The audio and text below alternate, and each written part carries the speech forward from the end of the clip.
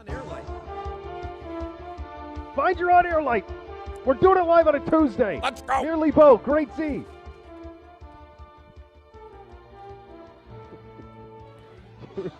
I don't know what made me think of this. I don't know It's if a it great was as I shot jumped by on the Z, Zoom just and saw bent you, over trying you to eating. find the on-air No, light. I didn't try. I succeeded. On air light found. You found it. Could have waited till the Found break. it. I You know, don't- we're on the air right now. It's the reason we need a Why light. would we do that?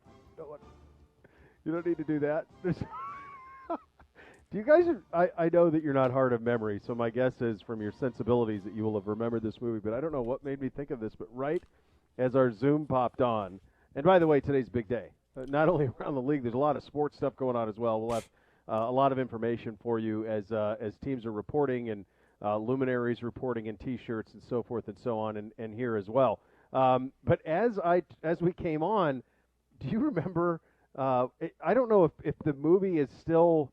There was a time when it was kind of a thing in the pop culture moment. But do you remember the movie Rushmore? Are you familiar with the movie Rushmore? Yeah. Schwartzman. Oh, are they? Yeah. That was the line. I don't know what it was about you. Oh, I know what it was. They goes, are you guys there? And I said before we started the show, I said, yeah, I'm here. Or are they? And then because I didn't hear you guys, and then Gibby popped on. These are my OR scrubs. Oh, are they? Are they? What an amazing line. What an amazing line that is. He's got another one coming out, old Wes Anderson. He's got one coming out, I think it was at the Cannes Film Festival recently. Obviously, we have a lot to get to, but those are a fine collection of films. And one of my favorite scenes in Rushmore is when Bill Murray is walking through the school playground and bats the kid's shot to Timbuktu. Right. Just completely rejects it, spikes it. Phenomenal. It really is good. Yeah, the fact that those two, that he and Wes Anderson found each other, that there's so many classic moments in that. But look, there is business of the day. And, well, how do you want to handle this? We have major sports news today as well. Do you want to do the pure joy of Browns vets reporting? Yeah. This is Cleveland Browns Daily. Let's do that. Okay, and then we'll get to the sports news of the day in case you've been living in a cave in Burma with Peterman. So we're reporting. The vets are reporting today. The team meeting will be later today. The first practice is tomorrow. Now, camp starts, in terms of open to the public on Friday, but away we go is the sense of things now. I've heard nothing. No news is good news, right? On Correct. this front, I'm assuming there will be, some testing and stuff that has to take place, and who knows how that all goes. But we warned you about this yesterday with JOK, and that I think there will be some more of that as the next week to 10 days goes on. So be prepared for that. We're a long way. The stuff that matters is in September. Yep. That's the stuff that really, really matters. Like this, I'm not Kevin Stefanski. He would never say that, but just a guy on the radio. But the stuff that really matters is in September, and there's plenty of time between now and then for everything to be worked out. But I do think it would be smart, and this is not pay attention to the scores, and has nothing to do with us, but that there will be some positive testing around the league over the course of the next couple of days. Yeah, I think that's right. I think that's to be expected, and we'll see how it handles and what impact it has on the Browns. But I can tell you, being back in the building today, look, I got my tiered badge, so I can walk around, walk freely. What do you got there? This is my little badge. Really? Yeah, you can, Nathan Zegura, you can walk around a little bit. So here we go. Got that. Got to see a ton of the guys already back in the building. A lot of the coaches I was able to say hi to down in the cafe. So it's exciting. There's an energy down there. I know Gibbe was leaving the cafe as I was walking in, and I still felt like, the energy of Gibbe moving on. And Gibbe, did you feel it down there? There's just a buzz. You see all the faces. Everybody's here, ready to get back to work, and I think there's an excitement about it, obviously, and a happiness, a joy. I'm fairly confident that Sione Takitaki has less than 3% body fat. Jeez. Wait till you see him. Ripped? Beyond ripped. Oh, that'll be fun. He's ripped. Mac is ripped. That'll be fun. Those linebackers, man, I'm telling you. You guys get to see him again. Yes. So fun. Pure joy. Pure joy. Yeah, it's good to just – everybody's here. I saw Jarvis down there looking as good as ever and just as happy, biggest smile on his face. So I think that, I think everybody's excited to be back. I think it's been because of the way the offseason was, then they had the brief convening for minicamp. And, of course, people were getting together on their own, as we've seen through various social media posts. And Jarvis did a good job documenting some of that himself on his YouTube channel. But I think everybody's just happy to be back, and there is a feeling that something special can happen. And, coming off the heels of yesterday's show, and after we were off the air, I was texting a little bit with Bernie, who, again, if you did not hear yesterday's show. So did I. Interesting. If you did not hear yesterday's show, seek out. I mean, I think obviously the beginning with J.W. Johnson is must listen, but seek out, the Bernie portion, because some of the stories that he tells and just the fabric of the Browns and the connective tissue that Bernie is really reaching back to Otto Graham and forward now to Baker Mayfield. And we're just talking about how it is special and how it almost feels like the right team, everything feels right. Now, we don't know what's going to play out, but there is such a feeling that something special could happen. And I think Bernie and the guys from his team, one of the things he's talking about was they would be so happy for this group to get done what they weren't able to get done, even though they were great teams and had a lot of success here. But to go ahead and do it, to go all the way. And this is a team that's got an opportunity to do that. I mean, there's so much to go before we get there. You got to take it one day at a time, one practice at a time. But on paper, there's no doubt that this is a team that is built to compete legitimately to hoist the Lombardi Trophy. Absolutely. It's interesting. I had, various fires to put out yesterday after the show, and so my attention was all over the place that had nothing to do with the Browns or our show or anything. And as I settled after a flag football meeting last night, the likes of which just a huge mistake that was made in this flag football meeting. So we will get to that. I will share that with you because it's worth a share. In an otherwise great league, I just feel like there's one mistake when you're trusting parents. But I digress. Yes. After I was done with all of that, it was yesterday evening, and I thought to myself, I kind of was reliving the conversation with Bernie. And it was not an interview. It was a conversation. Totally. With Bernie. And I think that's what's really cool when we have – and I think we bring that to the show. I think the fact you and I have conversations with people on the show. We don't interview them. We talk to them. And we most especially do with Bernie. Bernie, Joe, Jim, the guys who are with us a lot. We have conversations with them. And it just hit me how special it was. And you could almost visualize the image of Bernie with one hand holding Otto's and the other holding Baker's and connecting it all. And as we talked about yesterday on the show, and you mentioned that specifically, that he is the connective tissue of it. And it's almost like we stumbled on that in real time in that conversation. We stumbled on the responsibility that he has of doing that. And you think of a bygone era where if there wasn't somebody to tell the stories would die. That's right. And that is the responsibility that Bernie Kosar has. He takes it with a smile. He takes it with all of the energy that you would want him to take it with and with the seriousness that you would want him to take it with. Folks, when he goes to the stadium, he walks by the Otto statue every time. Pays homage. Every time. Every time. That's how seriously he takes his job. We are so blessed to have that man, to have him in our town, to have him around our franchise, to have our fans be able to touch him because, as you stated yesterday, he is the connective tissue from that era to his era to this era. And we are a long way from getting to certainly what Otto and those Browns were, and we're a long way to getting to what Bernie were. I mean, we have not played for 2 AFC championship games. We have not been labeled a team that is ready to go win us. It feels good. We feel like we're really talented, but we got to go do it. We got to go earn it. And what's at stake is, and I said this to Bernie yesterday, what's at stake is a little bit of immortality in town. 100%. Like there is something that will never die. And you said something on the show yesterday. You said, comparing like Bernie and even LeBron, I really don't think it's close. I think Bernie Kosar is the most beloved sports figure in the history of this town. And I don't think that it's particularly close. I think second's eighth. And it's him, and there's the responsibility that comes with it, and it's a lot of it. It's a lot on his shoulders, that he's kind of a one-man welcoming party for the history of the franchise, but he's more than comfortable in it, and he does it greatly. But that was special, and I really I'm glad you brought it up.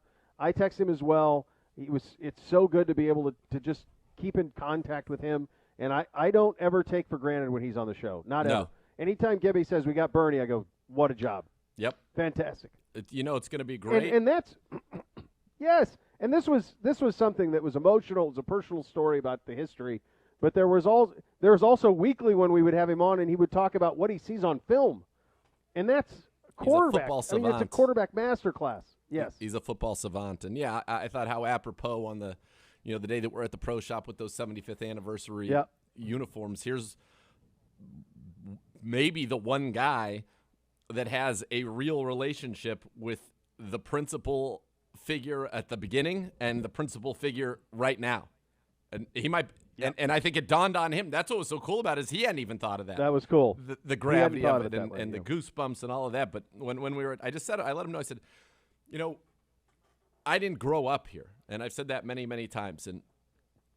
But I've lived here now, half of my life in the city of Cleveland, and I love it. It is my home. I love the Cleveland Browns, and I think how fun would it have been to be growing up in that era with Bernie and all of that, which was so fun. But to get to know him now and to get to work with him, I mean, he is such a great human, such a legend. And as he said, he's had his ups and his downs, and he's open about it, and he's talking about it. Yep.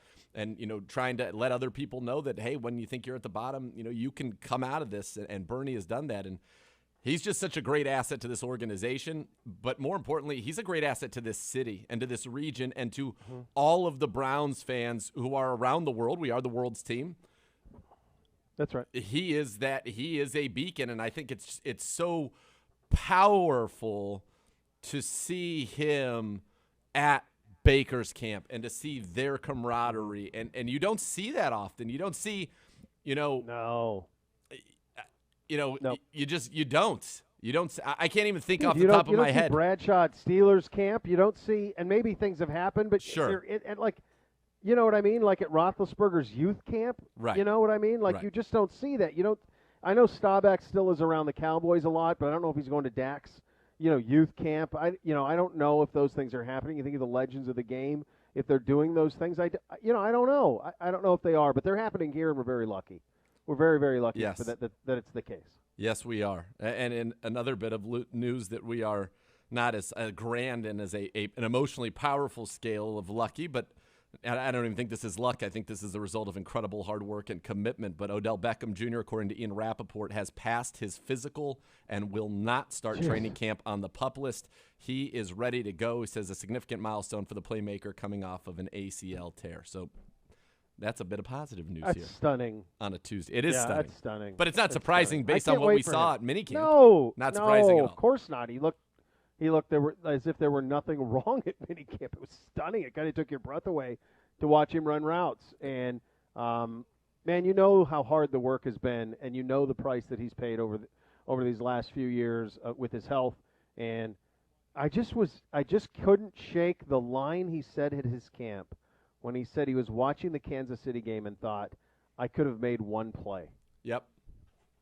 Think about that. Well, you're damn right he could have made one play. Of course he could have made a lot of plays, but one is all you needed, and one could have been the difference maker, and that's the type of X factor he is. And our offense with him healthy is a different animal, and it's going to be as diverse of offense, and I think it's the most diverse offense in the NFL. I don't think there's another one in the NFL that can beat you the amount of ways that we can. And part of that is with a healthy Odell Beckham Jr., and so that is great news to hear. There's no doubt about it, and it's fantastic news, and I think we're all very excited about it and getting to see him here and getting this offense going, because for this offense, it's not about what's it going to look like. It's not about, what are the changes? It's a whole new system. No, we're running it back. So now it's about a word that I like, evolution. What is the evolution of this offense? And this offense has a chance to evolve to new heights with a healthy Odell Beckham Jr., regardless of the different scheme things that you throw at people, whether it be, as we talked about, up-tempo we've discussed. We talked about more in the screen game, more empty backfields, more five wides with the versatility that we have with our running backs and receivers and our tight ends to know that when we go five wide, our line's good enough to protect and we can get a mismatch every single time. That's going to be fun to see, the verticality with the space created by Schwartz. But Odell Beckham Jr. now, I think he's a linchpin to taking this offense. I think we're going to be a top 10 offense, period. And we were over the second half of last season. I think we're going to be better than that, regardless of contributions of certain individuals.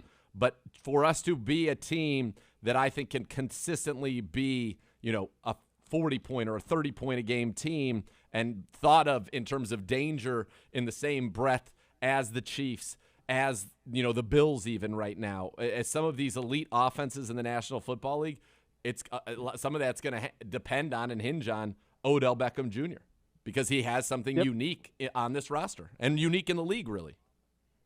Yes, absolutely. And if you're still needing reminders, and we don't have these images yet, but I'm watching NFL Network right now, and here's Tom Brady in a creamsicle practice jersey going through the paces because it's go time, right? Like the NFL season is officially here today. Most of the teams reporting and getting out there.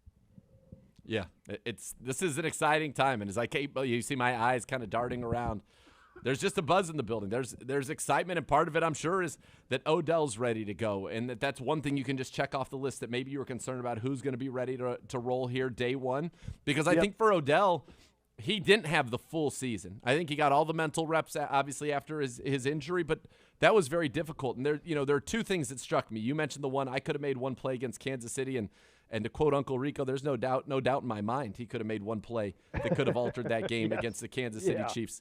And the second was that he's got to fit in to this system.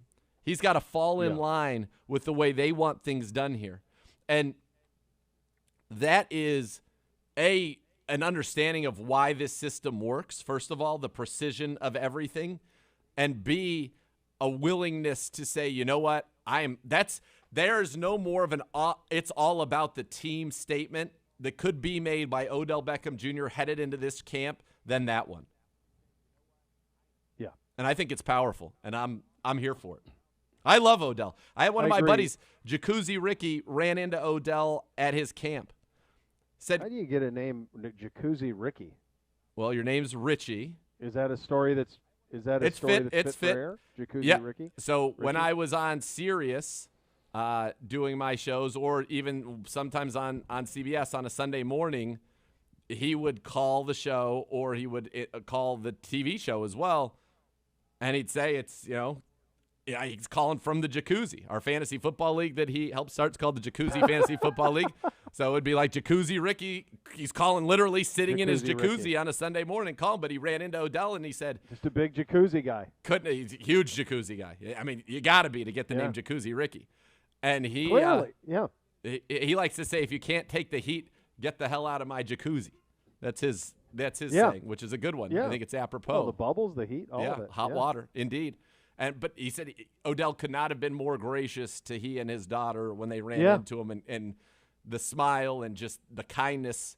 And I said, that's who he is. That doesn't surprise me. I've never had one bad encounter. Odell's been kind to my kids, kind to all the kids back when we were able to do that, at the training camp of 2019 when you were able to go up and shake his hand. And it's going to be different this year. But people should know that Odell Beckham Jr., while a special player, I believe is a special person. And anybody who's had the interactions with him, they all say the same thing. Real quick here, because I suppose there is I don't suppose. It's the biggest sports story of the day is the Simone Biles stuff at the Olympics. So this happens this morning. She withdrew in the middle of the team competition. The U.S. Wins the silver medal. Russia wins the gold. Biles drops out of the team competition. She commented afterwards it was not physical. It is a mental health issue for her, and we do not know if what it will be going forward for her in the Olympics. We don't know if she'll return to competition or not. She has made Instagram posts referring to the weight of the world on her shoulders, which is sad to think that that's where you are, that you feel like the weight of the world is on your shoulders, because I think some of that is social media driven, where you feel like it's almost like an alternate universe. Sometimes social media can be. But she is without question. I mean, her and Ledecky, and probably even her more than Ledecky, are the faces of the Olympics. Right? Yep. In the United States, I mean, they are the faces. So this is a pretty tremendous thing that has happened this morning, and who knows where it goes from here? But that did happen this morning, so we probably ought to pass that along to the people who maybe missed it this morning. I don't know how you could have, but No, it was everywhere, and I think we're seeing more and more athletes reveal that something that should be known, but that is, I think, sometimes hard to comprehend when you see their greatness, is that they're humans, and that when you are doing things at this level, it requires full physical capability, right? But it also requires your full mental health and capability and focus and excellence. And if you are not feeling well in either of those areas, it can be incredibly detrimental to your performance. And I don't think anybody wanted this. I don't think Simone Biles wanted this, but I think it's very courageous to do this on this stage. And I think it will, again, much like Naomi Osaka, bring some light to some of the issues that plague our young athletes. And, you know, we live in such a world now where, and we saw this with one of the pitchers on the Indians, or the Guardians. You know, they had a bad day and they're getting death threats on social media. I mean, we live in it's just a wild society that we live in a lot of ways. And to think that, you know, they're humans. We're all human beings. You know, they're not impervious to some of the things that bother us. The social media aspect is what's new in the last decade plus, because now people have access to your thoughts and your feelings, the likes of which they didn't previously. I mean, Kevin Durant, for goodness sakes, had a burner account. Like, that's how much he was affected by this, by looking at his mentions. Folks, social media is not reality. It's not reality. But sometimes it feels like it. Of course. It feels like it. And for some of these athletes, it feels like it. They have grown up on the platforms.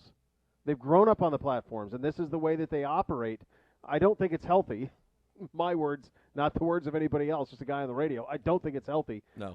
But I think that it contributes to the mental health of athletes, of non-athletes, of all of us, because there's this feeling that everybody's opinion matters, and the reality is that it doesn't. It doesn't. No.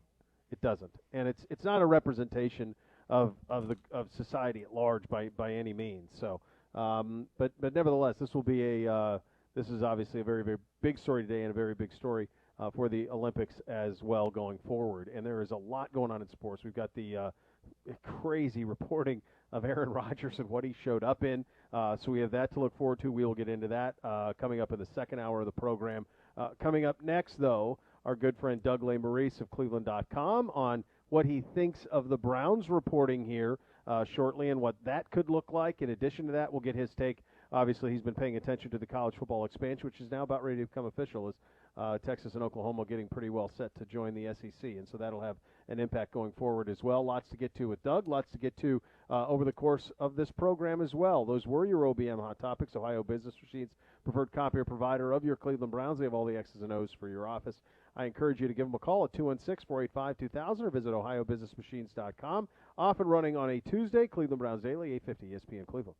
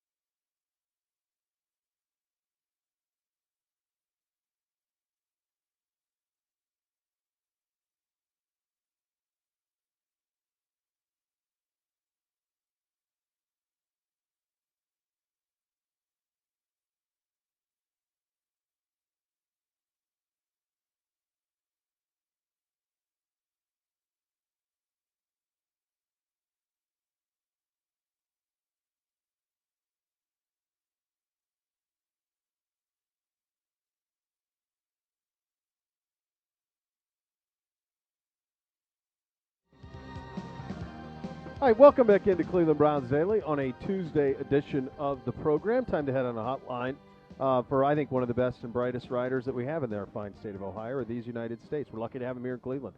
He's Doug Maurice, plain dealer in Cleveland.com, covers the Buckeyes and the Browns, and is a columnist at Cleveland.com. And it's great to have him on. And we have you on the day that players are reporting, and on you're seeing teams around the league. And we have dealt with, Doug, it's been a privilege to deal with an offseason here on Cleveland Browns Daily of incredible expectation and praise for our roster. And one thing that Nathan and I have talked about is that because of the uniqueness of this situation, we actually think that there is a little bit of pressure on this team to take advantage, because will you run a complete coaching staff back? Will you run a complete offense back? The stars are kind of aligning for this team. How will your approach to covering this team and talking about this team be this season based on what's happened this offseason? Yeah, I think it is fair to say that this very well may be their best roster in this run. Now, does that mean it's the best team? I mean, maybe, but it's not exactly the same thing. Does it mean it's their best chance to win the Super Bowl in this run? Maybe, but it's not exactly the same thing. But I do think the roster is so good, so deep. It's the balance that we all see.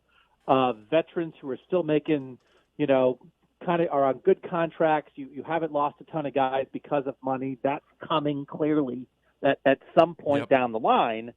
And so, yes, I agree with that. But as I was saying that, it's like in this run, nobody thinks this is a one-year blip. Nobody thinks, they're on the edge of a cliff. So I think that should ease some of that, because Baker Mayfield and Myles Garrett, Nick Chubb and Denzel Ward and guys like that are going to be around here, I think, for a long time with the chance to do great things in other years. So I agree with what you're saying, but I don't think it should be overwhelming, because I don't think it's like Super Bowl or bust, because if they don't do it now, they can't do it later. Right. There's a lot of talent, as you mentioned, that good core nucleus, which makes, when you have that kind of talent and the depth of all the moves of the offseason, it makes for a very different training camp. We're not looking for which undrafted free agent rookie is going to shock us and end up starting for this football team. Now, maybe one does. Who knows? But that would be really out of left field. What is it that you're looking for in this training camp that's not so much about who's starting, who's doing this? What is it that you want to see from this football team? I think it's probably mostly the defensive pieces fitting together, both in them getting used to each other and figuring out how Joe Woods is going to deploy them. How often are we going to see three safeties? What's the linebacker rotation going to look like? What's the defensive tackle rotation going to look like? Myles Garrett and Jadavian Clowney going to slide inside sometimes. What's Takk McKinley's ultimate role? I mean, I think it's just the chess pieces a little bit for Joe Woods. And, he went from – I think trying to figure it out with shoestring and baling wire to like having some dudes. And so I'm very curious with the real preseason, a real opportunity for him to get to know everybody and them to get to know him, just like what this defense is really going to look like. And it's not about 11 guys. It's about, they got 14, 15, 16 guys that are going to be almost like starters, I think, on this defense. And how's he going to fit it together? I guess, Doug, what I think is interesting is, and you spent a lot of time on the Ohio State beat, and I have as well, and we use the term, I use the term privilege of expectations. So what that meant is, and you know this from covering the Buckeyes, is that even if they win, and the NFL is different than college. I'm not comparing the two apples to apples in this sense. But even in wins, there are certain things, boy, that's not quite good enough. And I'm wondering how Browns fans and even yourself, because when you say to yourself, okay, this is a top 3 to 5 roster in the league, right? I think we've had everybody in the NFL on this offseason. Most people would agree that it's a top 3 to 5 roster. So you're judging yourself week to week, of course, against an NFL professional opponent. But you're also saying, were we good enough and are we building good enough to beat Kansas City, to beat Buffalo? That's really the position that I think this franchise is in. Is that fair? No, I completely agree. I might push back on top 3 to 5 roster, because I might say top 1 to 3 roster. But just like with Ohio State, I've covered Ohio State for 17 years, I think it is now, but especially the last couple of years, everything is that good enough to beat Bama? Great, you beat Rutgers. Does that beat Bama? I think the idea of, does that beat the Chiefs? Great, you beat the Bengals. Does that beat the Chiefs? Great, you beat the Vikings. Does that beat the Chiefs at their place in January? I think it is fair to evaluate this season through that lens. Now, you can go too far with that because, especially in the NFL, because you got to win. There's much more parity. There's no Rutgers in the NFL, so winning in itself is an accomplishment. But I'm going to view it through that for sure, and I'm going to care each week what the Chiefs are doing because they're Bama, and no matter how good the Browns are, they've got to get through Kansas City. And so I think that's a great lens for fans to view this season. Enjoy the wins, celebrate the wins, but understand that beating Cincinnati is not really what this is about. Yeah, you're right, and you are. I think, given how Beau laid that out and talked about your time there at covering Ohio State, you're uniquely positioned to provide that kind of framework and that kind of lens for which our fans to view this team. And by the way, we also get to play Kansas City in week 1, which is a pretty good face-to-face test there. One quick note, I'm seeing reports surfacing all over Twitter that Grant Delpit has also passed his physical and will not begin training camp on the physically unable to perform list. Another great bit of news there, along with Odell Beckham Jr. And Doug, you mentioned that defense. And who are you most excited to see on the defense? Because there are so many names that could be the answer to this question. I mean, it might be Delpit because from the middle of last year, I've just thought of Grant Delpit in terms of Antoine Winfield.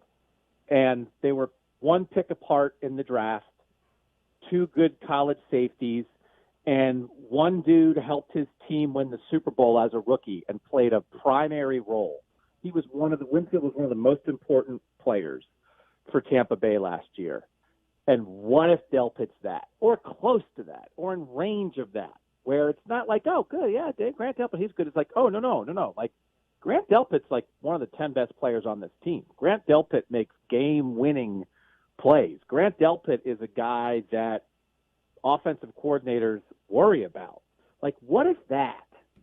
And that's a lot to put on a guy coming off a serious injury. So I don't think anybody should put that on him. But I'll what if it, because you can do it at that position. And he played big time games and played a big time role on a great LSU team. So I think he's ready mentally for that thing. And if what you just said about passing the physical, like if the body holds up, and then that's the kind of thing that's next level. I think there's a lot of guys on this roster who's like, well, Odell Beckham was good, but what if he has the best season of his career? That's next level. What if Clowney looks like the number 1 pick in the draft? That's next level. Delpit's a next level guy to me, where like it's really going to help this team if he's good. But if he's awesome, that changes things. Yes. Yeah, and we only got a little taste of him last year, and that was the thing that was tough, Doug, is that he and Greedy, and you never would have known when those two things happened last year in camp that it would lead to what it did. But that's incredible news to get Delpit back. Have you seen some of? I know that you have, so I ask rhetorically. Some of the images of Baker at his camp and just how physically good he looks. And I understand that this is a guy who played, and I know our fans know this, who played great, really bye week and the Cincinnati game on, played great, played at a high level as anybody in the league. I think PFF had him as the number 3 quarterback in the league at that stretch. But it looks like this offseason he's come back in great shape. I saw some stuff from him. Nathan and I saw some stuff from him in minicamp that was really, really encouraging just in the way that he carried himself. And I think when you have these conversations, Doug, about the privilege of expectations, or is that going to have to be Kansas City? Is the defense ready for this? And anytime there's any doubt, it's on Baker. I think it's unfounded, but I understand it. I get it. I think I understand why people would have that take. But this really is, and especially considering, an extension on a contract could be forthcoming. We hope it's forthcoming, and he's here a long time. This is really one where he has an opportunity. The stage is set for Baker a little bit, isn't it, Doug? Oh, for sure.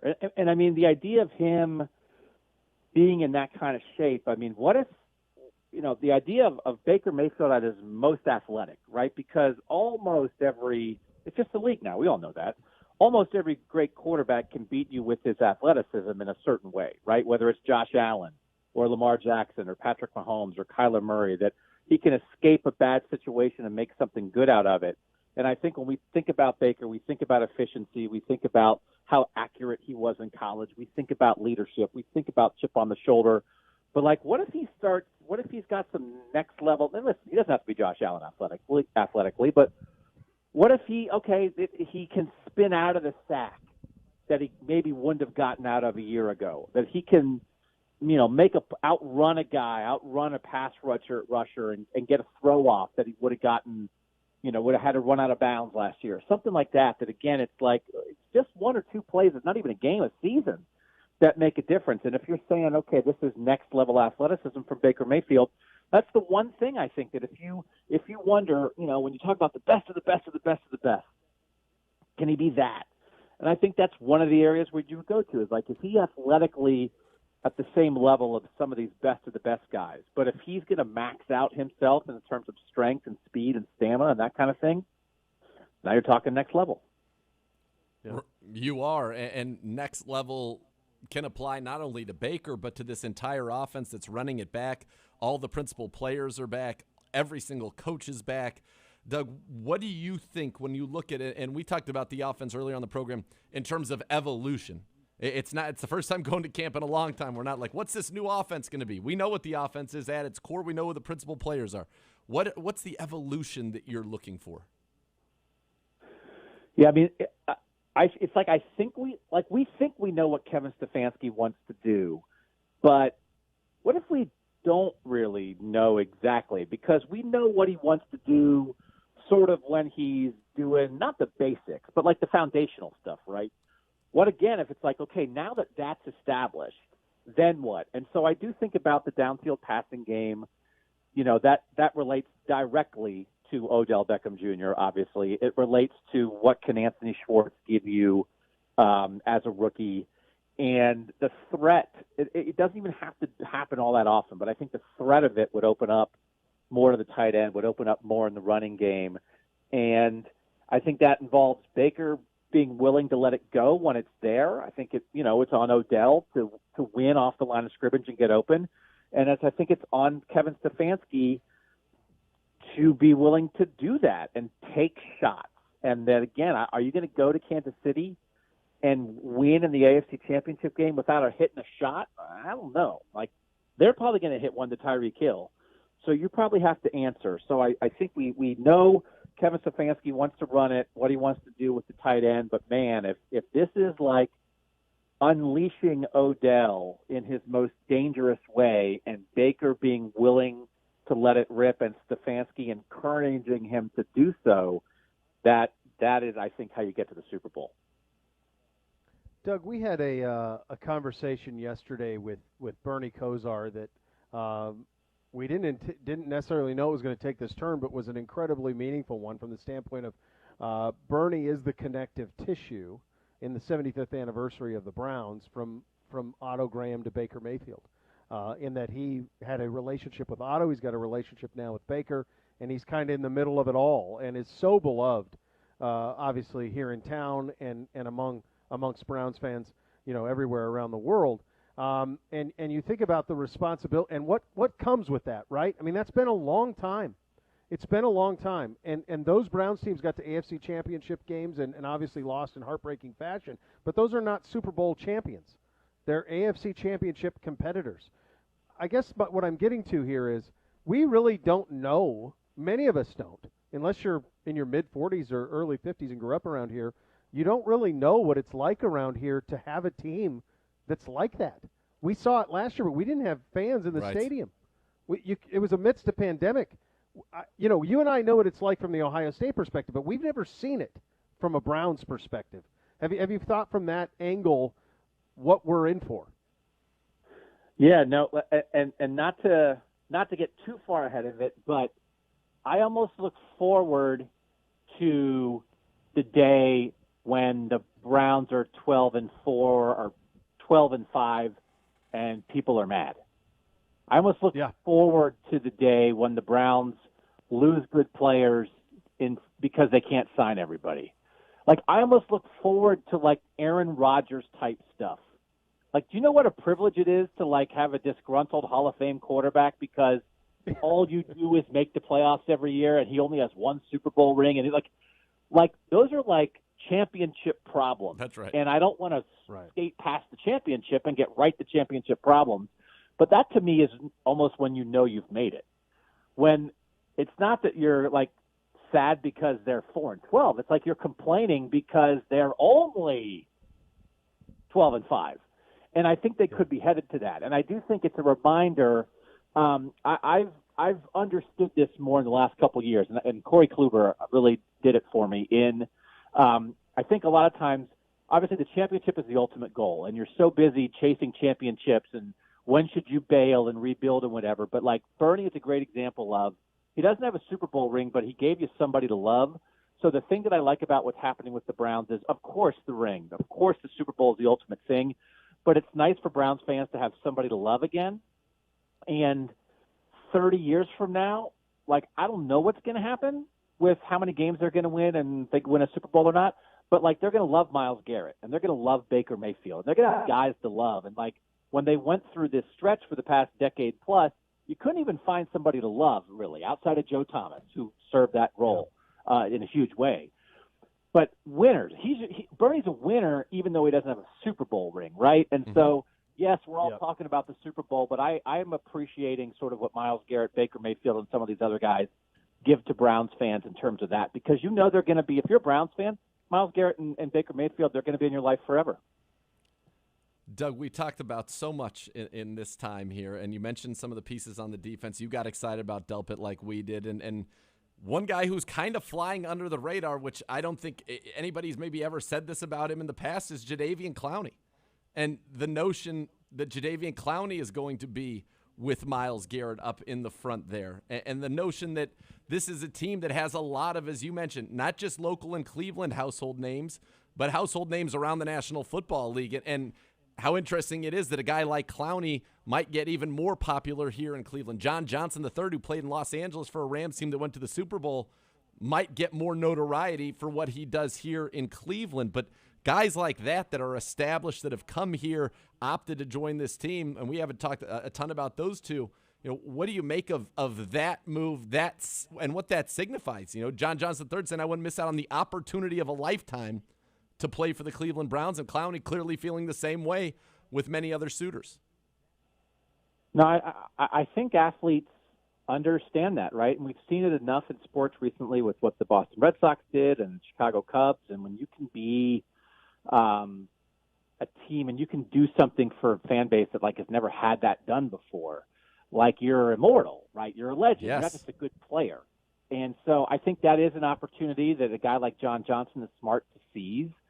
And a guy like Jadavian Clowney, I mean, listen, that guy's been the guy, right? He's always been the guy. And the thing that I thought the Browns would have been okay without signing Clowney. But the thing that's the best thing about the Clowney signing is that he's not here to be a savior. He's not here to save the Browns. He's here to supplement. And I think he's probably at a point in his career where he's happy to supplement. He's been the guy enough, right? Like, he's gotten the money. He's gotten the attention. He's put up great stats. He's been on good football teams. But he doesn't have to be the most famous or best player on this team or on this defense to be happy. And so I think when you catch a guy like that in a situation like this, it just enhances the idea of it working, that it's a better chance to work, because I'm not going to say the Browns don't need Jadavian Clowney, because they do, but they certainly don't need him to carry them. And I think he's probably at a point in his career where he appreciates that, and he can just go do his thing and maybe get like a quiet 12 sacks. Right, which would be a crazy thing to think about, but that's the spot he's in. Doug, I'll get you out of here on this one and take advantage of the fact that you were over. I know you're over in Indy for Big Ten Media Days as the college football world changed dramatically. And I think it's interesting as we talk about an NFL where it's parity, and the league thrives with that. College football headed in the opposite direction and it's been this way for a while, but I think it's going to get even more with this Oklahoma-Texas move. What is your view on that now? What is the impact here locally with Ohio State, obviously, and the Big Ten's perspective, and how much of a move is this to add Texas and Oklahoma to the SEC in your view? I thought I was going to get out without a Texas Oklahoma. No way. Thought I was getting out. I was so excited to talk about the Browns because all I've been talking about is we got you for a week. You got you 20 minutes? Yeah. I get it. We got you 20 minutes. I got to get you one. We asked our Ohio State Tech subscribers, the podcast we did today for Buckeye Talk was, should Ohio State join the SEC? And that is not a question based in reality, but I wanted to get a feel for what fans were thinking. Like, is there like FOMO? Is like, oh my gosh, everybody's in the SEC and Ohio State's missing out? And 77% of our dedicated Ohio State fans said no SEC. When I thought there might have been much more interest in that. Yeah. So to me, yes, this affects maybe Ohio State's ability to go down to Texas and grab great players, because if Texas is in the SEC and they get better, then maybe Ohio State can't recruit Quinn Ewers, the best quarterback in the country, out of Texas and get him to come to Columbus. There's that impact for sure. But outside of that, I think Ohio State's Ohio State. Now, what's good for Ohio State and what's good for the Big Ten are different discussions, because I think Ohio State is at the point where they can be Ohio State sort of no matter what. They could be independent. They could be in another league, whatever. They're going to be Ohio State. The Big Ten, that's a different equation. I don't think the Big Ten has to jump. The phrase is scheduling alliance, not expansion, because all this is about is football games and TV inventory. And so I don't think you have to add Washington to the conference and have the Ohio State soccer team fly into Seattle because you want extra football games. Just do a scheduling alliance where the Big Ten plays the ACC in like a challenge or plays the Pac-12 in a challenge. So I don't think the Big Ten has to jump, but in 10 years, I think we might be in a world where football doesn't even have conferences. We're just in tiers. We're in situations where a certain group of teams are trying to win a title. You break football off from conferences and just do what you want to do, which is make money and have TV shows. And then let the other sports be in a conference. I think we might be headed there. I think that probably is a decent resolution to this. I don't think at the moment the Big Ten has to panic, though, and I think Ohio State is going to continue to be Ohio State, which means they will challenge for national titles and be one of the best five programs in the country. Doug, you're the best. Appreciate Tremendous. you, buddy. Yes, thank you. Always fun, fellas. All right, that's our great friend Doug Lesmerises, Cleveland.com. We're lucky to have him. If you're sick and tired of your outdated kitchen, it's the perfect time to upgrade to modern design. At Northeast Factory Direct, cabinets include all of the upgrades: solid wood, full extension drawer glides, cushioned closed drawers, and doors. Right now, stop in and take your photo with Flat Alex for a chance to win a $500 gift card that you can use towards some new cabinets. Just take Northeast Factory Direct on Facebook or Instagram to be entered in the drawing. So if you're thinking about remodeling your kitchen, go to northeastfactorydirect.com. Schedule your appointment today. We will take a look at the Browns offense, the Browns defense heading in to the start of camp. That's where we are, kids. Plus, go around the NFL. Aaron Rodgers reported in Green Bay. My goodness. Big final hour here. Cleveland Browns Daily, 850 ESPN Cleveland.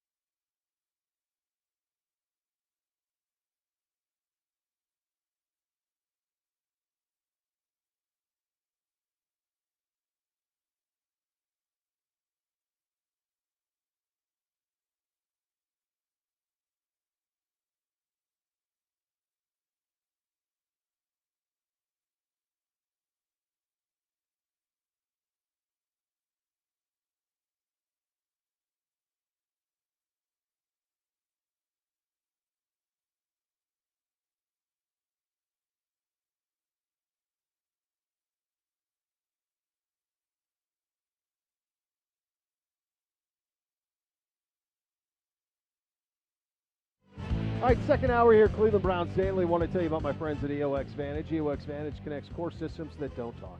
From reporting and analytics to insight and decision-making, gain a more complete real-time picture of your business. You can eliminate those Excel nightmares, and they are brutal, and you can eliminate them from business processes. You can visualize your important data in one place. Gain real-time insight to make data-driven decisions on performance through role-based visualization. EOX Vantage, you can benefit from lower overall costs, better alignment between technology and business needs, scalability, ease of deployment, and management. EOX Vantage makes your data work smarter and moves your business forward. You're about growth. Your software should be too. And with EOX Vantage, your company is going to scale effortlessly. Local presence, but global footprint, trusted by some of the world's biggest brands. And a 2021 Cleveland Plain Dealer Top Workplace winner.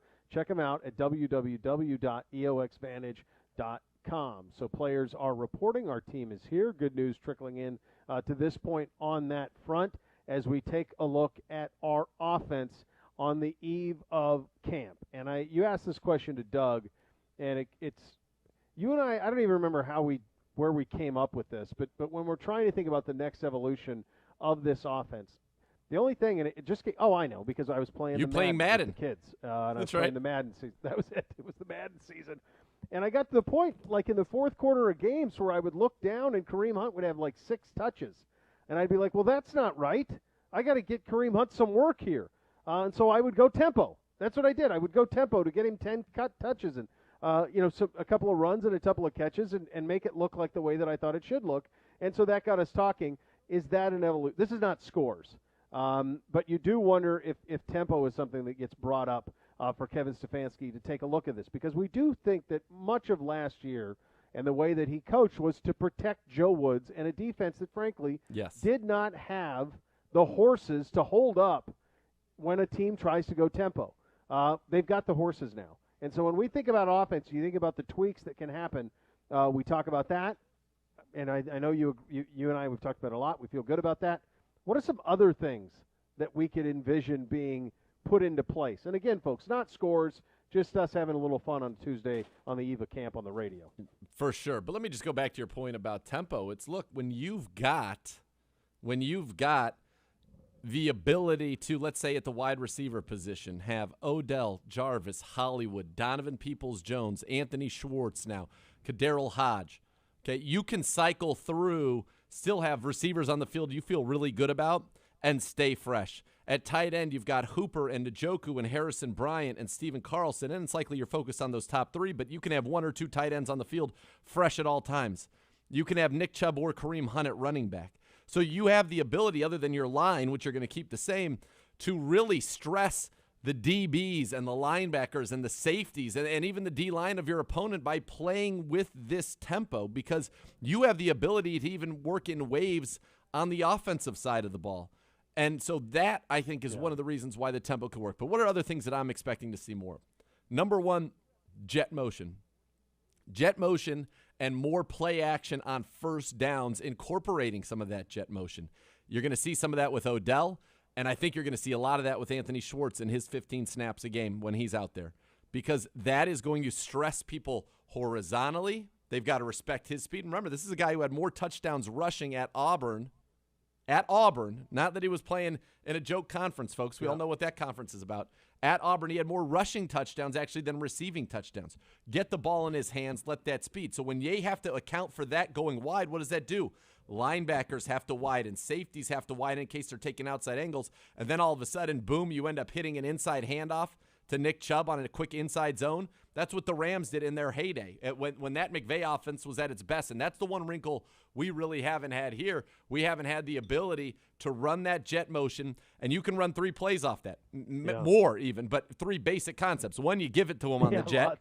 You run it to the outside. 2, you fake the jet, you hand it off now to Nick Chubb. 3, you fake the jet, you fake the handoff to Nick Chubb, and now you're running play action, and defense is, where's the football, and you can hit chunk plays that way. So I think that horizontal motion will be a much bigger part of our game, because, look, Odell was good at it, as we saw in Dallas, but once he was out, nobody's worried about the speed from a horizontal standpoint of the receivers that we had. But now you have guys that they are worried can get to the edge and can make massive plays, and especially Anthony Schwartz. And I think JoJo Natson was a guy that was going to do some of that for us a year ago, and he got hurt in that game against Yeah. the Washington football team. So that's one part of it. Another part of it, I think, is one quick Yeah. comment on that, and just real quick, if you give me just a minute, just one quick. you can thing do to all kinda you want. You buttress want two that. comments? Go ahead. When you no, just one. I only need one. Folks, this is why the spread offense took over college football, because of what Nathan just described. And if you're somebody who just watches primarily NFL, and now this is all coming to the NFL, and you think about what Kansas City does and everything, this has been the NFL for a while now. But the reason that this is in place is it forces defense to cover the entire field. Yep. You have to guard every blade of grass. Folks, the success that we had last year offensively, we did so without a horizontal game and without much of a deep threat game. We That's did right. it primarily with intermediate passing, middle to deep passing, and with running backs who can gash you right at you. We didn't have much horizontal, and we didn't have much deep. So those are two things that are huge when in terms of the pressure that you put on a defense to try to defend every blade of grass that we didn't have a year ago that we should have this year.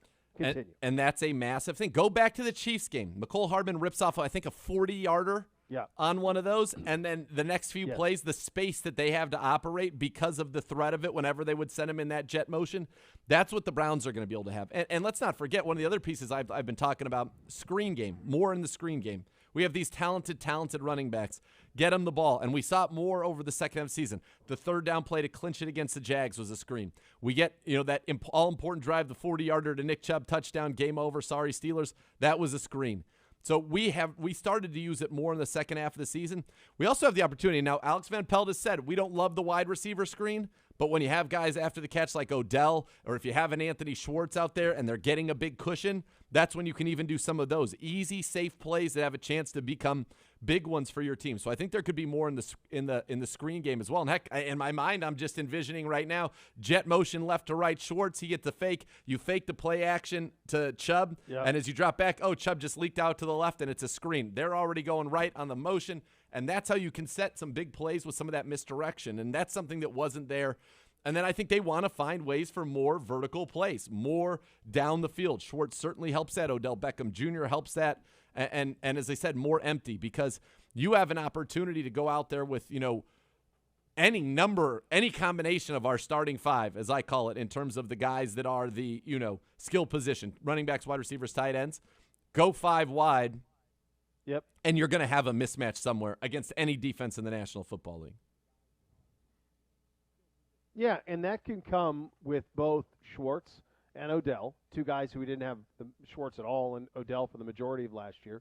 And it could come with the Chief because he has an ability to get down the seam, and his frame opens so much up. And if you think about, folks, remember how good he was towards the end of last year and the way that he played towards the end of last season when he all got on the same page. We have an entire offseason. I don't know if you noticed, but he was at all that stuff in Austin with Baker too. And you think about how comfortable that he and Hoop are together with Yep. Baker and the way that they play off each other. I guess the big lesson here in all of this as we get into offense, there's a lot to be excited about, to sum up, a ton to be excited about. And as good as we were offensively, and we were so efficient and so explosive and so dynamic a year ago, we were operating almost with a hand tied behind our back because of the injuries and because of the things we didn't have. And the fact that we were learning a system on the fly. We know the system. We And know now it. we have all of the things you need. We know it like the back of our hand. We're hitting the ground sprinting this year. And that's one of the many things that are very exciting about what we are doing with this 2021 Cleveland Browns team on the offensive side of the ball. It's about the evolution. And evolution at times can be a mystery. But evolution is what is going to define this offense this year.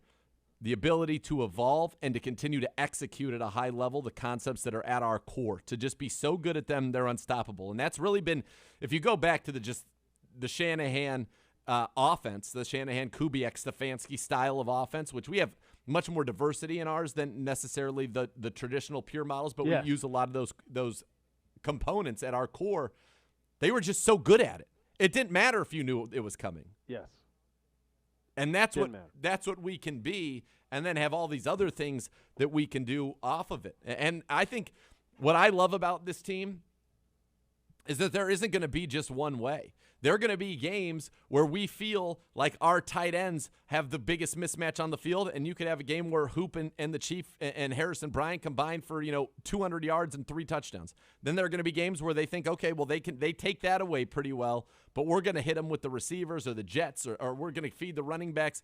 There are so many different ways that we are going to be able to attack defenses that our personnel groups should be able to put us in positions that are advantageous to us and dictate how the defense must respond. And conversely, what I think is so unique, and we'll talk about the defense in a little bit, is that I feel like our defense can almost do that to offenses, which is rare in the National Football League because of the versatility and the skill sets we've got.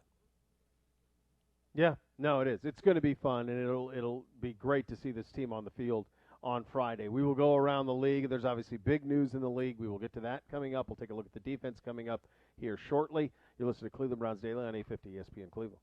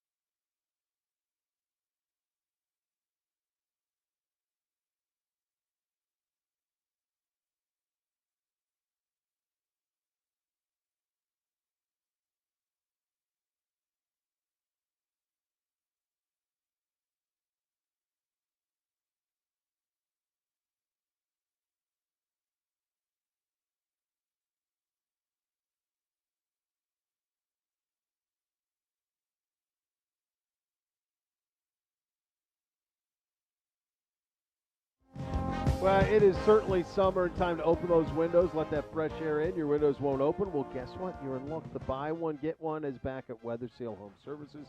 Buy one Ultra Seal window, get one Ultra Seal window free. Buy 5, get 5. No minimum or maximum. Replace all of your problem windows at once.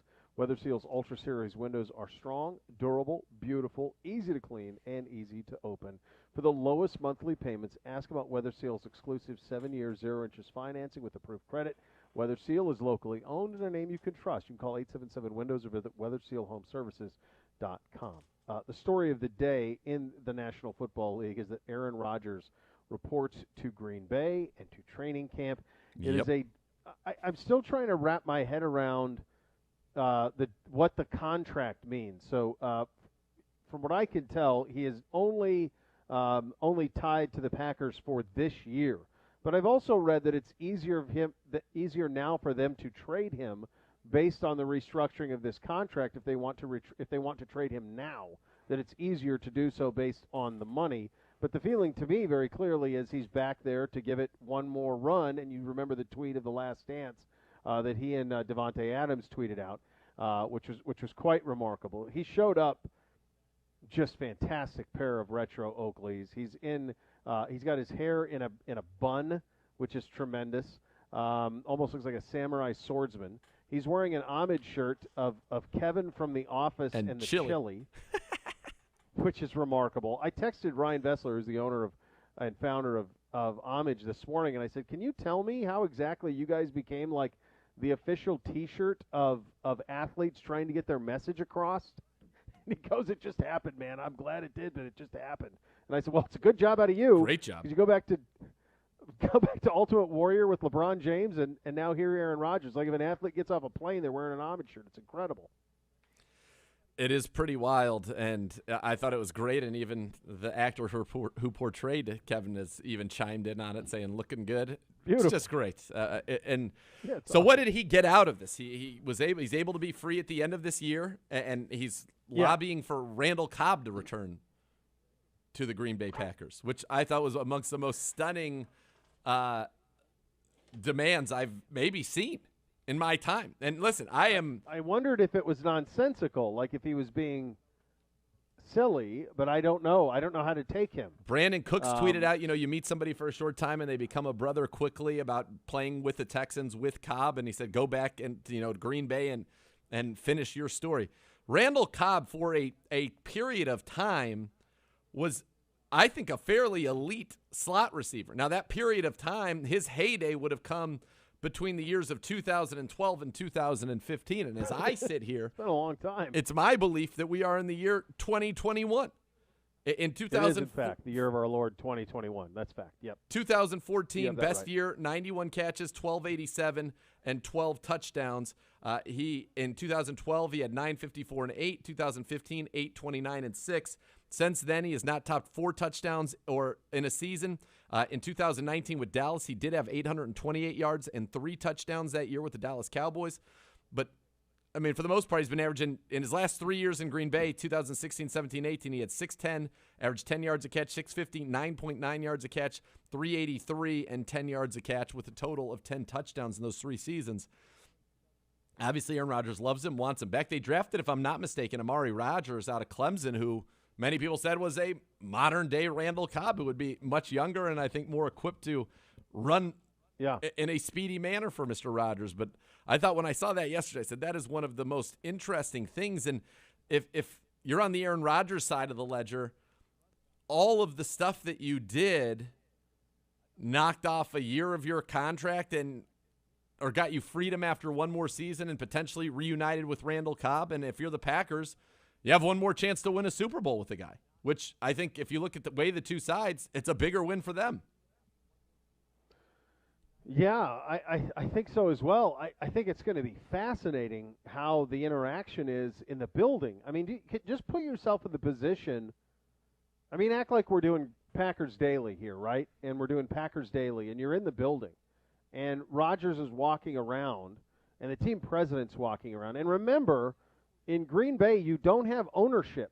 Right. In the sense that you don't have a family. You don't have one owner that a guy can be mad at and say, well, I love everybody, I love this, but I my problem's with the owner. That guy's a jerk. You can't do that in Green Bay. There isn't.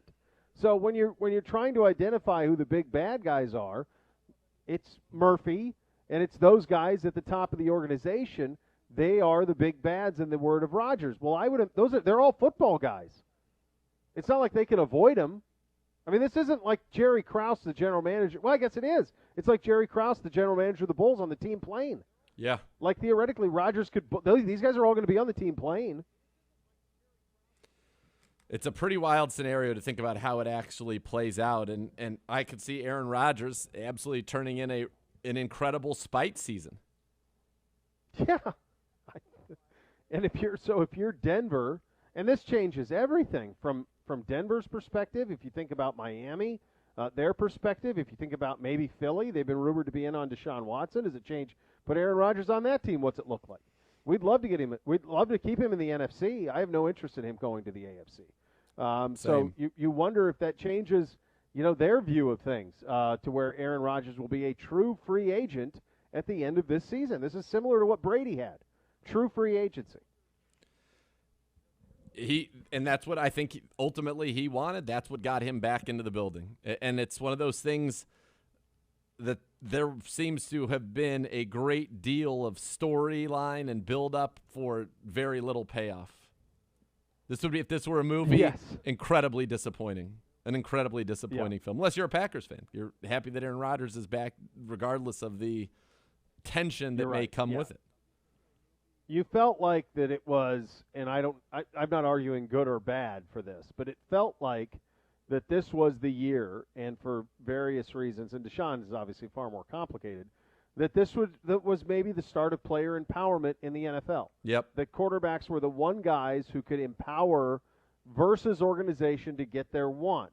And what we found is that is not the case. And Watson's will never know how it would have played out without the off-field stuff because it's impossible to go back. Rodgers wanted out and did everything in his power to force himself out. My theory on how this thing went was pretty simple. Rodgers went to the Packers at the end of the season and said, "I want out." The Packers said, "We're not trading you. You're the MVP of the league. We're not trading you." And so on the eve of the draft, they leaked it, and they said he wants out. In other words, hey Packers, if you're ever going to trade me, do it now because it's the draft and this is the best time to get a deal done. No deal got done. The Packers held firm. Rodgers continued through the summer. Please trade me. I don't want to be there. Please trade me. Instagram, blah, blah, blah. Here we go. The comments at the match. Here we go. Packers said, no, we're good. We're going to hold. And now he's in Green Bay. That he did everything in his power to not play anymore in Green Bay, and he's in Green Bay because the system in this case is undefeated. It's undefeated in the NFL because of the non-guaranteed money and the fine system, the way that it's set up, even for somebody like Rodgers, and the mortality of a football player. How many great years does he have left? He doesn't want to waste one. Right. I did like all the Last Dance stuff, though. That made it a good foreshadowing there when they give the little Last Dance picture with him and Devontae Adams. That was great. Can you imagine the amount of spite that he's going to be able to throw? Oh. As quick-witted as he is, as dry as his sense of humor is, I feel like he will cut you in half with his words. So spiteful. And so happy to rub this directly into their faces, knowing they can't do anything about it. He seems to me like if you were his buddy and you got in a fight with him, like you would almost say that he doesn't fight fair, verbally. That's right. Like he's would too just well equipped. He's too equipped. That's exactly right. He's just too well equipped to verbal spar, and I just imagine it will be a lot of awkward. Now, there's a couple of ways it can go how it went last year. He win the MVP, and they can come up to if they win the Super Bowl. That's an incredible story. And if it goes bad, well, that gets awkward. If it goes bad this year, now they've been great since Peter LaFleur's been there. They've been great. So I have no reason to believe, and I think that division's down. So I don't think there's any reason to believe that they don't go 13-4 or somewhere in that neck of the woods. I'm sure that they will. So I imagine it'll go well this year. But if it goes bad, it could get real ugly. Scorched earth. Yeah, absolutely. Madden Rankings starting to come out this week. We saw Miles coming in as the number one edge rusher. He comes in at a 98 on the ratings. How many 99s do they have? Not many. Donald, the only one, Adams. I've seen Aaron Donald so far. Yeah. So I don't know how many they'll have this year. 98, though. Well, Adams is a 99. Devontae is a 99. Yeah, I've seen those two as 99s. Okay. Yeah. I mean, you'd have to think Brady. They'd have to give Brady and Mahomes 99s, wouldn't they? Mahomes, I think for sure. I bet they go 97 with Brady. He just guys won 7 Super. Just changes teams and wins the Just Super Bowl, beating Mahomes. They're on the. Yeah. They're both on the cover. even though it's not the real. I like how you act like it was a one-on-one matchup. It's not the true GOAT Like cover. just him versus, yeah, just him as him one-on-one. versus Patrick Mahomes. Same offensive One-on-one. lines, same line, defensive same lines. weapons, Yeah, same defense. totally. Nothing to Right. see here. Yeah. It's all the same. It's just him versus. It's basically him one-on-one. versus Beat him. Mahomes on that front. Sorry. Yeah. He's So beat him that'll be two of good. the last 3 one-on-one matchups they've had. Yes, he's very good in one-on-one matchups. Tom Incredible, Brady. He's really. Very good in one-on-one. Yeah. Miles will be our highest rated. Is Nick Chubb number 2? I would think so. Nick Chubb's like what was Nick Chubb last year? Like a 94? He's got. I don't know. Like He should be. 96, right? He should be as close to a head. He should be a 99. What can he do? Tell me I'm wrong. I know. I'm just thinking from the game. Call me I'm up not and gonna I'll tell you're Prisco you. wrong. Well, Prisco. The thing with Prisco is even when you're wrong, you're still right. That's the thing with Pete. Like even when you're proven wrong, you're still right if you're Pete.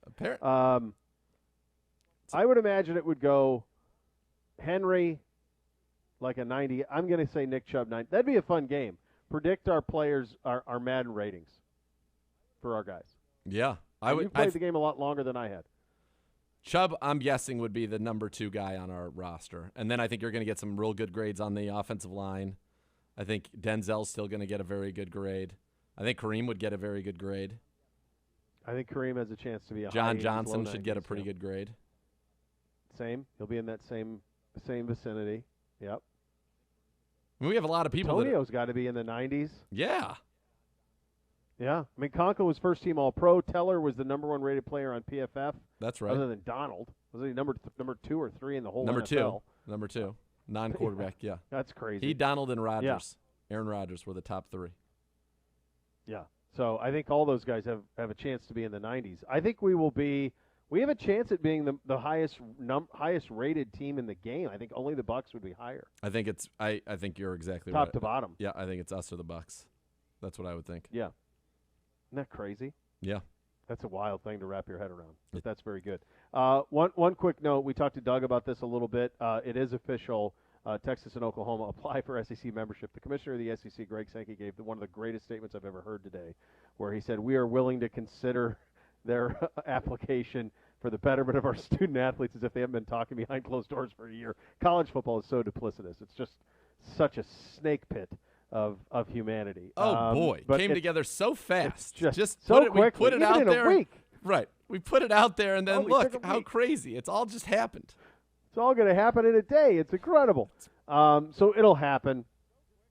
I think that the 2 biggest things from this is that I think the SEC will attempt to do.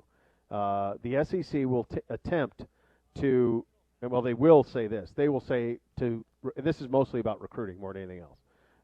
They will say, if you want to play against the best, come to this league. That's right. They have essentially created a premier league for college football, where if you're not in this league, then you're not interested in playing the best. And all of the teams in their conference will use that in recruiting. So, and I think it'll work. I do. I think it'll work to a great effect. And I think the job of recruiting in the South will become much harder for Ohio State, for Clemson, and others. I think it will be very, very difficult. I think the other thing that they will do is this is the trickier part, is they will define what winning is in college football. So instead of in the old days, you got to win, you got to go 12-0, you got to go 11-1. I think because of how difficult their conference is, they will change the narrative on a successful season. I think that's right. From 12-1 or 11-1 to 9-3 or 8-4. That 8-4 in the SEC is more impressive than 12-0 in the Big Ten. That is the narrative that they will. That's going to take some work because there's 100 years of college history that says you can't win multiple times. That's one of the great things about it is every game really matters. And they're going to try to change that. I think that's a tougher job to do. And I do think that the Big Ten was caught flat-footed here. Very, very flat-footed. And I don't know what their move is. I don't know if they'll do anything or not. They may not. It feels like everybody else needs to make an alliance. Fine. Like Doug said. Yeah. Everybody needs to make an alignment. Yeah, a football alliance. It's still not enough, though, because the only way that you would do a scheduling alliance that would work at all in the Big Ten is to actually do one with, like, the ACC. Like, it's not going to do them any good to do a scheduling alliance with Oregon or Washington or Stanford or Arizona State or even Southern California, for that matter. I mean, really where they need to get is to the southeastern part of the United States, and the way to do that is through the ACC. It's wild. Yeah. Did you ever think that you were going to see this? Yeah. Yep. Yeah. Yep, predicted it about a decade ago when the Big Ten expanded with Maryland and Rutgers, and I had Gene Smith on a radio show I was doing at the time, and I said, I think this is naive, and he said, what do you mean? And I said, well, it appears to me that you're expanding to Rutgers and Maryland because of the size of their television markets and the cable buy, and I said, I'm not sure that that medium is going to exist a decade from now. And I said, I think it ought to have been more about brands, and I would have gone for Texas and Oklahoma and Kansas basketball. That would have been my focus on this. And he said, well, Beau, with all due respect, I think that's naive, that you don't know what Rutgers and Maryland will be in 10 years in football. And he and I tended to disagree on that, and I stand with where we are because I think the SEC is going to have an incredible advantage in scheduling, and what drives the bus in college athletics is football. And you have the opportunity to get these type of teams, and you have to get them. Yeah. Really is that simple. So you think that they had the opportunity to get? Yeah, I do. Over any time in the last decade, I think that there were plenty of opportunity to poach the Big 12 and get the teams that matter, and these are the two teams that matter. There is nobody else, and this includes Notre Dame. There's nobody else in the country that is more important to television and the future of the sport than those two programs are. Those are them. You want to put Notre Dame in there, fine. You want to put USC, but that's hard. That's all the way that's a long ways between, Ann Arbor, Michigan, and Los Angeles. Yep. So these were the two that were in your relative footprint. They would have buoyed Nebraska. This was the path, and they blew it. You blew it, boy. That's what happened. We'll take a look at the Browns' defense and what to expect on the eve of camp that's coming up next. Cleveland Browns Daily 850 ESPN Cleveland.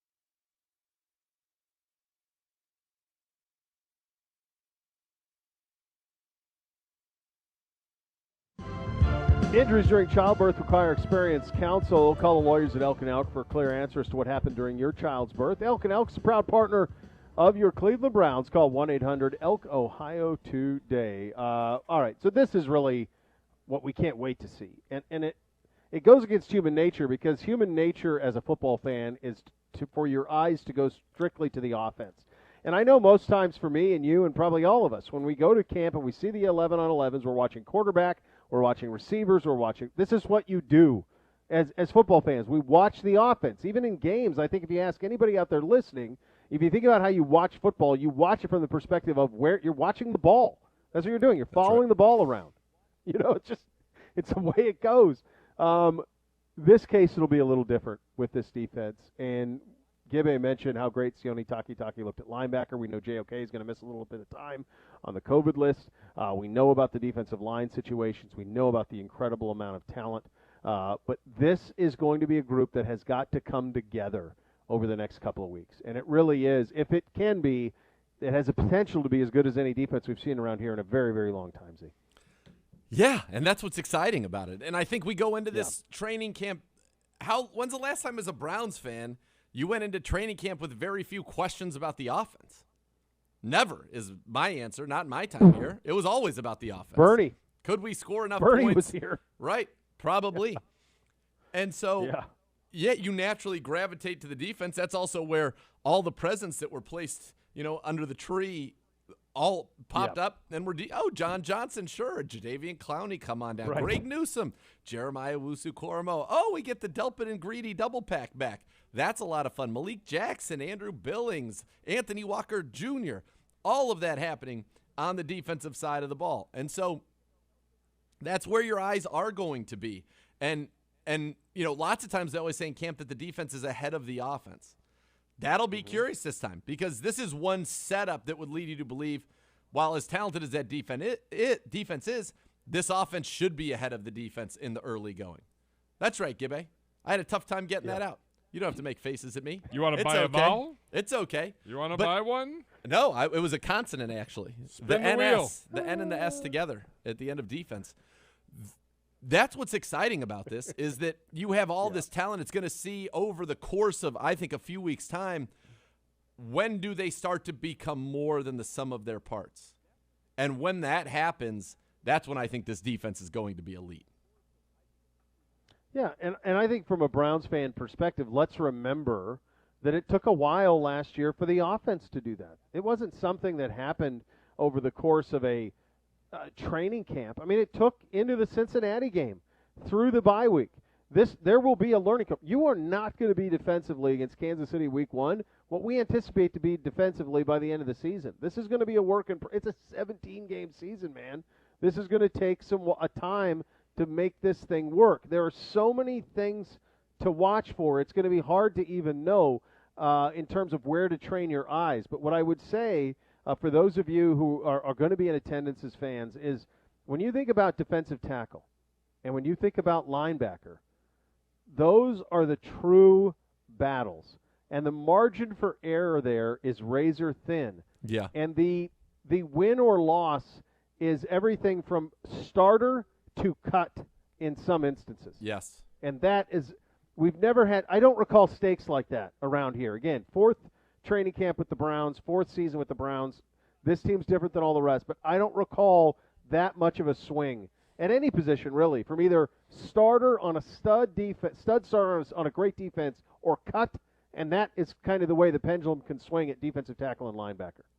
Right, because so little is decided at this point, and it's so talented that you probably could make the case that any number of these linebackers could end up being your starters. Now, you'd probably lean and say Anthony Walker Jr. was brought in here to be a starter. Yeah. Obviously, the team is hopeful Jeremiah Owusu-Koramoah can do that, but we talked about Jacob Phillips. That's the guy that, and I saw our good friend, the linebacker coach Jason Tarver, walking by, give me the thumbs up. His room is going to be so fun because Jacob Phillips is a guy anybody who talked to in this building thinks is going to have a monster second season. Well, how does that happen? That can only happen on the field. Taki, top 13 graded linebacker in the league last year, number 2 against the run. He's in tremendous condition per Gibbe. Mac Wilson is in absurd condition per everybody who has seen him. Yep. You've got a veteran in Malcolm Smith who played well for you. You drafted, Fields out of West Virginia, who was a tackling machine and kind of in that Owusu-Koramoah mold. You've got Elijah Lee, who was your leading special teams tackler. You're going a special teams unit that lost a lot of those core guys, led by Tavier Thomas, Tay Davis, who are now both Houston Texans. And we don't know what, if some of the other core guys who have been receivers in the past will also be on this team. So the battles are going to be intense, and the variance, that's what I'm excited to see. Where's Joe Woods' head at? What does he think it's going to be? And then who's going to go out there and say, no, nay, this is what it is? Nay. Yeah, and I think he is a man who last year made a lot of chicken salad and made it work without all the ingredients, and now he's got all the ingredients. And I think smart football people are aware of Joe Woods' acumen. Certainly Pedro was aware, and no one would accuse Pedro of being anything other than smart, and lamented his loss from his beloved 49ers. Sure did. But anybody around football knows what Joe Woods is capable of, and the pieces he had to work with a year ago, the pieces are very, very different. And the key word, folks, to pay attention to, and this will be something for camp, it'll be something for those preseason games, and certainly as the season goes along, is the versatility. And we've talked about this a lot, but you'll notice it when you're out there on Friday, if you're some of the people who get to be out there Friday as fans. Look at how many of our guys have similar build, and understand that that's by design, that we have a lot of guys 6'2", 225. We have a lot of guys. Yep. And I think almost the numerical changes that have happened in the league are going to make it even harder. Now, you won't see JOK on Friday, but when that 28 gets out there, you're not sure, is this a safety or is this a linebacker? What is he doing? Right. And this is the subterfuge that Joe Woods is going to be able to do to offenses, to quarterbacks, the confusion. And you have a guy at the back end in John Johnson who is elite from a skill position standpoint, but also from a mental standpoint. He sees all of it, and he is going to be one of the orchestrators. And when you see that 43 and all of the things he can do, you add 22 and 33 and 28, and you start adding this stuff up, and you go, boy, who's doing what here? Well, that's the idea, and that's why it's going to be a very, very exciting defense to watch. It is. By the way, a little bit of NFL news real quickly. Ravens running back Gus Edwards tested positive for COVID and will miss the first 10 days of training camp per sources. So here's the deal. We were asking this yesterday, and there's been some clarification. Yeah, I asked you that yesterday, right. So if you are vaccinated and test positive, all you need are 2 consecutive negative tests, and you can come back immediately. If you are unvaccinated, it's the full 10 days and that's I'm guessing that is what Schefter is saying, in that he will miss the first 10 days of camp. Okay, so that is going to be that, yeah. And again, I think you're going to see more of these over the course of the next couple of weeks. You're going to see more of these, and this will be something. And look, folks, if it happened to JOK, it's going to happen to other guys. So far, good news other than Jeremiah Owusu-Koramoah on our end. But understand that where we're at from a playing football that matters standpoint, we're a long ways to Kansas City.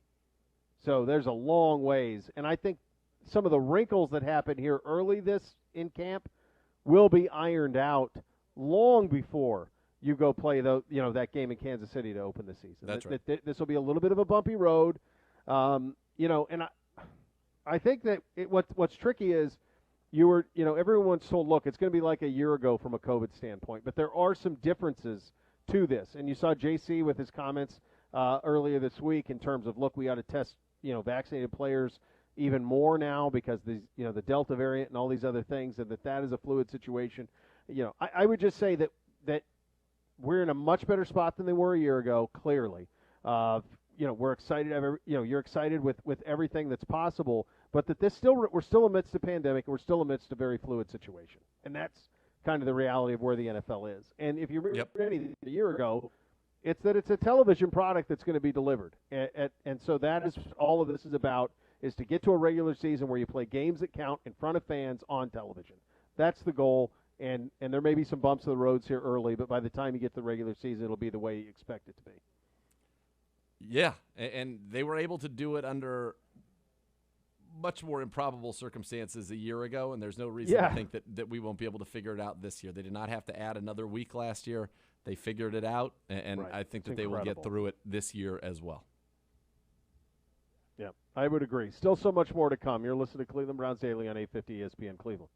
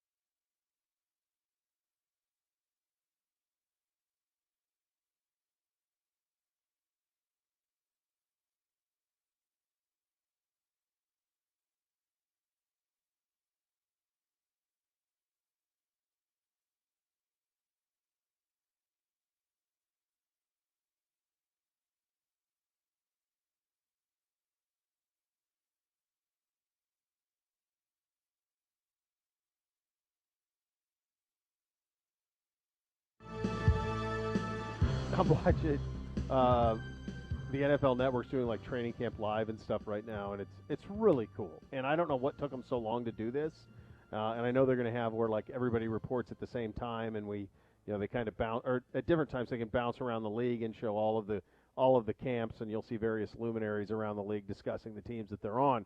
But to see Brady in the creamsicle and just go a year from now, he will be able to wear that with the white helmet. Ugh. Yes. With the Buccaneer on the side of the helmet and go, boy, that's a beaut. That's a real beaut right there. It is a real treat. I think that's one of my favorite NFL rule changes of the past decade. Easily. Yep. Easily. I don't know why they didn't, even with the current helmet, I don't know why they didn't do a creamsicle jersey.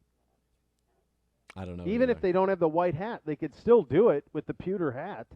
It looks great. He's wearing it right now. Like their quarterback jerseys are the creamsicle. They look great. But it's the logo. It's everything. The logo's just. I know. Second to none. But you could have gone. You could have half ate it, and you could have got yourself part of it. Pretty good. Like like it could have been an okay piece of pizza, which is still pretty good. Absolutely. I mean, of course it is. That's right. Yeah. So this is it's cool to see, and here we go. It's amazing to see where we are and how quickly the summer is gone, and you're going to be 90. just around. You see the image from Burrow yesterday, spinning it to Jamar Chase out of Cincinnati. Yes, I did, and I think that they are some of the disrespect being thrown the way of that organization is kind of stunning to me, because that guy is real.